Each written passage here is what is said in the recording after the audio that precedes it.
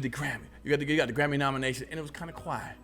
But your ass went on the Hoodie Awards, and goddamn it turned us home. I got damn near tired of seeing the damn clip, man. I know. So this was you when you went to Hoodie Awards back a couple years ago. Steve Harvey was hosting it, and then you went against David Mann, you know what I'm saying, aka Mr. Brown, for those who don't know it. Right. That was a spontaneous moment that just took off, man. Yeah, right here. You know what I'm saying? You were in the audience. Mr. Brown tried to make a joke on you.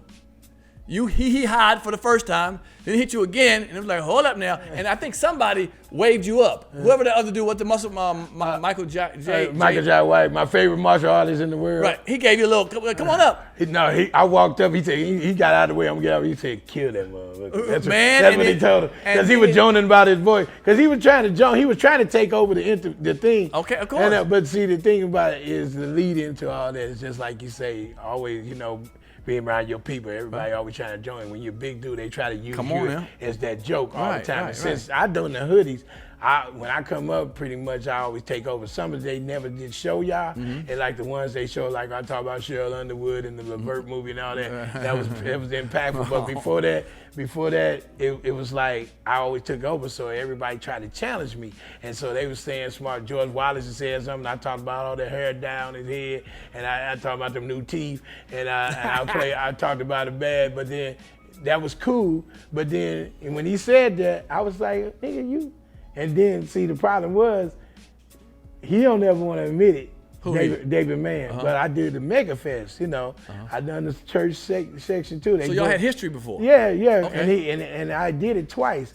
And the second time he went up, he did something I did on my Laugh-A-Palooza, talking about, talking about Jeffrey. He tried to change it, but he did the same joke. And I was like, these niggas going and stealing our jokes and coming and doing it in front of church people.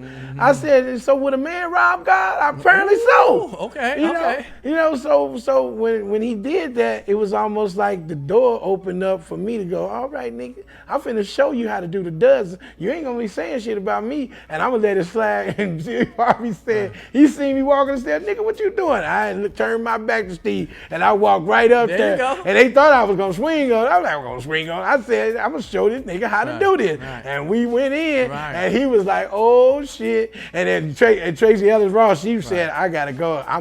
She said my eyes are bleeding. I'm laughing so hard. Because I was crushing them, and I would turn it up, and it was funny. It was funny, and it became his story. Because I just did a podcast with Rashawn McDonald, Steve Harvey's ex-manager, and he talks about. He said, "Man, I had to put that out." He said it was no. He produced it. Well, he produced the Hoodie Awards, so yeah. He said, "Man, usually anyone to show all that, but man, come on now." When they put it out there, they said that thing up to like I think about. Almost 100 million views now, something like that. It's big. Now, so it's funny. I'm not gonna say it on a negative titch, but the little tension, like the tension we have sometimes. Like, look here, I'm a comedian. I always give a thing that's called one-eyed man. Aight now. Yeah. One-eyed now. Yeah. He a light-skinned big head. Aight now. Right. If you pass that aight now, it's on. Sure. And he had passed that aight now. Sure, he passed that. Right. He passed when he sold it. He got, man, it was 10,000 people there, bro. Okay now. That's at the Phillips Arena. Yeah. I mean, so, and then he gonna say, take your jacket off and cover that side of the audience. That was a good one. I said, okay. I said, let me go on up here then. That's why I said, let's do this then. You ain't gonna do that from there. You got two on me. That was it. I said, he wasn't ready for me to come up there. He said, no, brother, go on. I said, no, nigga, this what you want. And it took a toll on him because it's only his reality show. He talked about it with Sherry Shepherd and Cheryl Underwood. And they said, yeah, you made the wrong mistake messing with LaVelle. LaVelle ain't your ordinary comedian. And we're talking about you in front of 10,000 people. Yes. I know you'll kill him in the corner, but you're like, well, you're not going to do it and embarrass me in front of 10,000 people. Yes. Now, Mr. David Mann, it's funny, Mr. Brown, he got a couple snaps. Right. But we're getting into the pro ranking right now. Oh, yeah. And you're a pro. Damn right. So you were like, hell no. That's right. And boom, and to the fact, you dragged little poor Kirk Franklin up in that moment. He came up on that brand getting on the knee and shit. When you hit him with the whole boys to men thing, I was like, hell no, man. It was beautiful, perfect. Ended it perfect, And the thing about it was,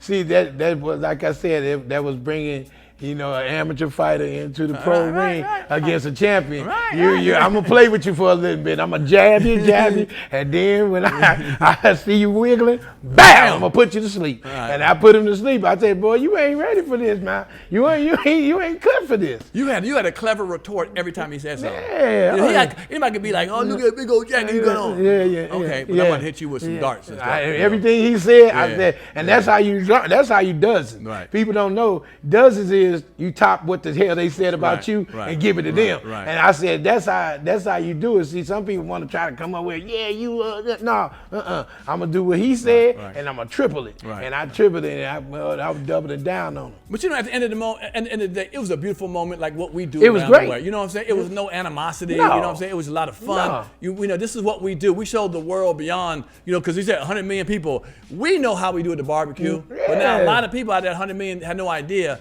and it blew up. What was your phone call? What was the next day when it came out? What was it like? Oh, well, it took a minute for it to put it out, but when they put it out, that's all I did was get calls and calls. And people were like, man, that's my favorite. Still today, man, that Mr. Brown, that was the funniest stuff you ever did to me. It was incredible because people, it was natural, it was raw. Man. It was raw, and people. And see, the thing about it is people love, we had snaps, we had those shows and everything, but they ain't never seen a live dozen go at it like a roast like that. People weren't ready for that. No, man, it was, and again, you ended it right. I like people end it at the right time. That Boys the Man was, don't do another one. No. You knew what time it was. Yeah. And then you stood there. Oh, yeah. You stood there as he went down to his knee, like, yes.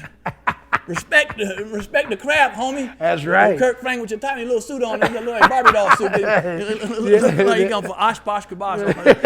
Right. But he was good. But everybody was a good sport. We all laughed, had a great time. And the thing about it, that's why he was talking about he was defending Kirk Franklin. I said, me and Kirk Franklin, cool. He been a fan for years. And I always joned on him. So it wasn't like he had a problem with it, but him, he didn't know. Right. See, you coming into some other people's business. Now. Right, you in grown folk business. There it is. So that's what happened. You got in grown folk business and you got chastised. Right. And that's what it was. And the thing about it was fun. And that people, like I said, white people know about Jonah now. They call it burning, but we roast. They see that roast. They say, man, that's how you do it. Right. Turn me up a little bit. If you like that clip, hit the subscribe button or the notification bell. In fact, why don't you hit both of them?